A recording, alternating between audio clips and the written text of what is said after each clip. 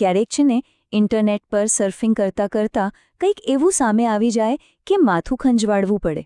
હમણાં જ ગુજરાતના ખેડા જિલ્લામાં આવેલી રૂટસેટ ઇન્સ્ટિટ્યૂટની એક ઓનલાઇન બિઝનેસ લિસ્ટિંગ જોવા મળી અને ત્યાં જે દેખાયું એ થોડુંક વિચિત્ર હતું. તો થયું એવું કે આ સંસ્થાને 112 રેટિંગ્સ મળેલા અને એ પણ 4.4 સ્ટારનું એવરેજ. કોઈપણ જગ્યા માટે આ તો જબરદસ્ત કહેવાય, બરાબર ને? આ જોઈને તો એવું જ લાગે કે આ જગ્યા ખૂબ જ લોકપ્રિય અને અસરકારક હોવી જોઈએ. પણ પછી એક એવી વાત સામે આવી જેણે આખી ગણતરી બગાડી નાખી. હા, ગડબડ અહીંયા હતી.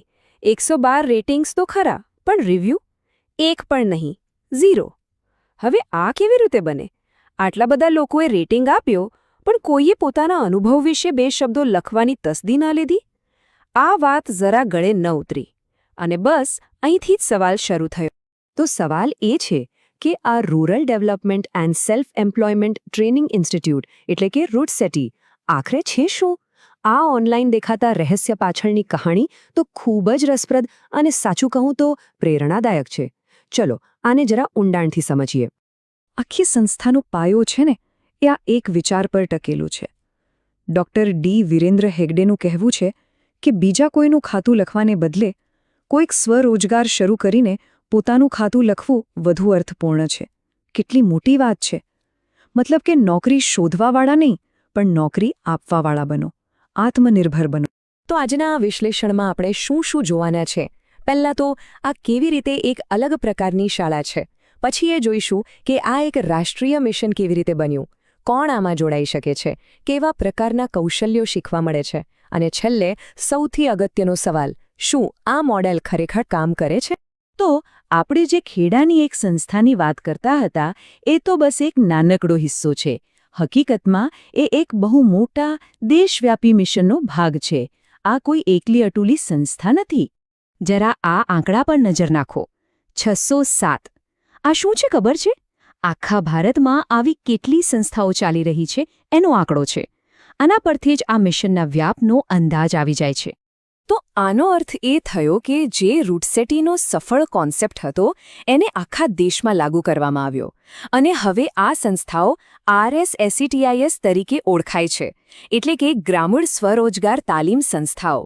એક નાના વિચારની આખા દેશ પર કેવી અસર થઈ શકે એનું આ ઉત્તમ ઉદાહરણ છે. અને આ નેટવર્ક કેટલું મોટું છે એ અહીં સ્પષ્ટ દેખાય છે. જુઓ, 607 સંસ્થાઓ દેશના 593 જિલ્લાઓને આવરી લે છે અને આ બધાને 25 અલગ-અલગ બેન્કો સ્પોન્સર કરે છે. એટલે કે સરકાર અને બેન્કિંગ સેક્ટરની આ એક મજબૂત ભાગીદારી છે. સારું, તો આટલું મોટું મિશન છે, પણ સવાલ એ છે કે આનો લાભ કોણ લઈ શકે? આમાં જોડાવા માટે શું કરવું પડે? શું કોઈ ખાસ લાયકાત જોઈએ?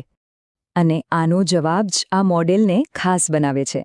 જુઓ, 18 થી 45 વર્ષની વચ્ચેના કોઈ પણ બેરોજગાર યુવાન આમાં જોડાઈ શકે છે. પછી ભલે તે કોઈ પણ જાતિ, ધર્મ કે આર્થિક પરિસ્થિતિમાંથી આવતા હોય.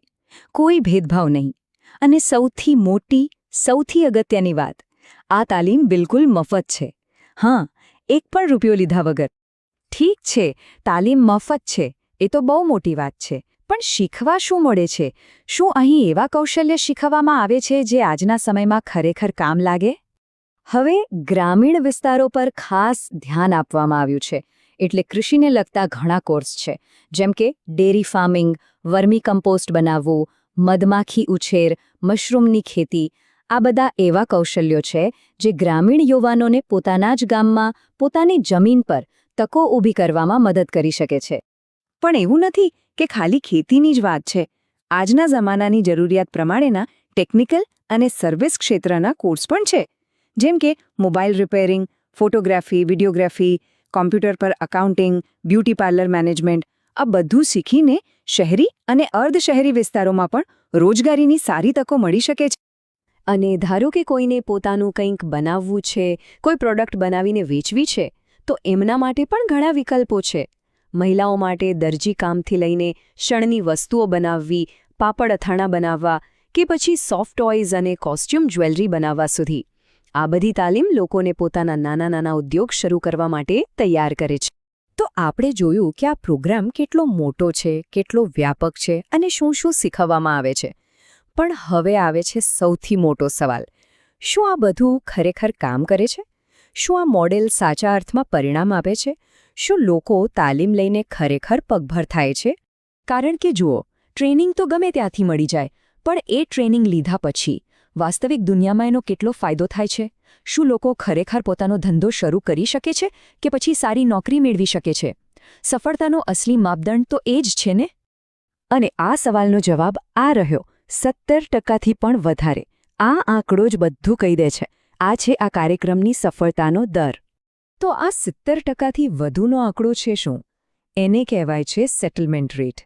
આનો સીધો સાદો મતલબ એ છે કે અહીંથી તાલીમ લેનારા દર 10 લોકોમાંથી 7 લોકો કાં તો પોતાનો વ્યવસાય સફળતાપૂર્વક શરૂ કરે છે અથવા તો ક્યાંક સારી નોકરી મેળવી લે છે. આ કોઈ નાની સૂની સિદ્ધિ નથી. આ બતાવે છે કે આ મોડેલ માત્ર કાગળ પર નહીં પણ જમીન પર પણ એટલું જ અસરકારક છે.